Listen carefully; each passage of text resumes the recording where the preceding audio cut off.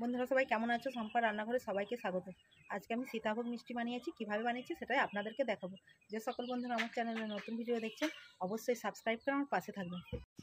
সীতাভোগটা ডুবিয়ে রেখেছিলাম, এবার একটা প্লেটের মধ্যে তুলে নিচ্ছি।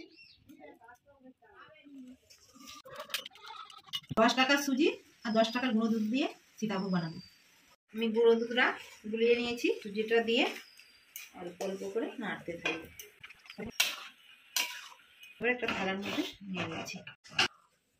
আমি এরকম ছোট ছোট করে খেজুর মিষ্টি বানিয়ে নিচ্ছি।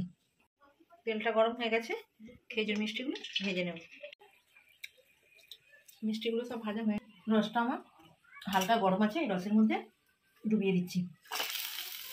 সীতাভোগটা ভেজে নেব।